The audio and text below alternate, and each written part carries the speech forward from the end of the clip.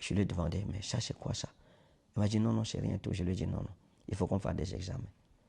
On est à l'hôpital, on a fait des examens. Là, j'ai insisté formellement et on a fait des examens. Lorsqu'on a fait les examens, je suis allé prendre le résultat.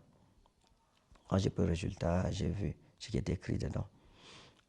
J'ai envoyé l'annonce, la nouvelle à sa tante, à Bangui, qui a informé sa mère. Et sa mère, le retour qu'elle a donné, c'était que sa fille n'avait aucun problème. C'est moi qui lui ai donné la maladie ici, comme je l'ai fait avec la maman de Jemima. Je suis en train de vouloir tuer sa fille, comme je l'ai fait pour la maman de Jemima, parce que je suis un sorcier. Je cherchais une autre victime. Je voulais encore verser le sang. Et c'est sa fille que j'ai choisie. Vous aurez la mort de ma fille sur votre conscience. Ça m'a ébranlé. Ça m'a effrayé. Effrayé au point où parfois la nuit, lorsque nous dormions, lorsqu'elle ne bougeait pas longtemps, j'allais la toucher pour qu'elle bouge, pour me rassurer que la fille d'autrui n'est pas morte ici. Quand on a fait les examens, j'ai pris les résultats.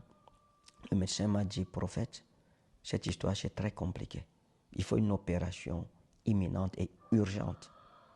Parce que la situation est telle que si vous ne prenez pas une mesure immédiate là, vous risquez de vous retrouver dans une situation très compliquée, peut-être plus compliquée encore que la première. Alors quand je suis revenu, j'ai parlé avec maman Alexandra. Je lui ai dit, je ne suis pas du tout content de toi. Je ne suis pas content. Et je lui ai dit ça pendant plusieurs jours. Je lui ai dit, je ne suis pas du tout content de toi. Parce que cette situation, tu m'aurais évité cela. Je t'avais bien dit que si tu as un problème, tu connais par quoi je suis venu, d'où je sors, la tribulation que j'ai vécue. Je ne peux pas revivre ça 2 fois. Donc sois véridique avec moi. Mais tu n'as pas été véridique envers moi. Tu m'as caché la vérité. Parce que tu ne m'as jamais montré les résultats médicaux de tes examens. Parce que tu savais que si je voyais un seul de ces résultats, le mariage n'aurait pas eu lieu. Et ça, c'est clair. Le mariage n'aurait pas eu lieu. Parce qu'en évoquant seulement la situation, quoique disant que ce n'était pas un problème, non, j'avais arrêté d'abord tout. C'est son père spirituel qui m'a dit non, n'aie pas peur, il faut aller.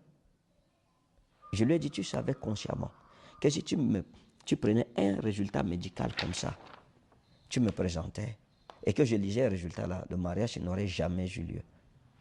Tu n'as pas été transparente envers moi. Tu t'es dit, ok, bon, je ne peux pas lui dire tout. Pour ça qu'on est marié, peut-être, il va découvrir, moi, on sera déjà marié.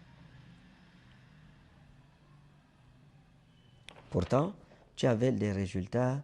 Chaque année, comme tu m'as dit, tu faisais les contrôles chaque année. Et ta maman est au courant. Maintenant, quand le résultat sort, je t'ai informé, la maman, elle dit que sa fille n'avait pas un problème grave. C'est ici que je lui ai donné la maladie pour la tuer comme j'ai tué la maman de Jemima. Je lui ai dit, tu m'as mis dans une situation très dangereuse. Maintenant, on m'accuse d'être à l'origine de cette situation médicale. Pourtant, j'y suis pour rien. Ta mère dit que tu n'as aucun problème. Pourtant, il y a des résultats. Et j'ai frappé donc du poing, j'ai dit à maman Alexandra, sors-moi les résultats des années antérieures. Elle m'a donc sorti les résultats de 2021, 2022 et 2023. Et c'est là que mes yeux s'ouvrent. Et je lui dis, attends, en 2023, j'étais envoyé d'aller faire cet examen. Pourquoi tu ne m'as pas présenté le résultat? Tu m'as caché le résultat, pourquoi? Tu m'as envoyé l'audio de ton médecin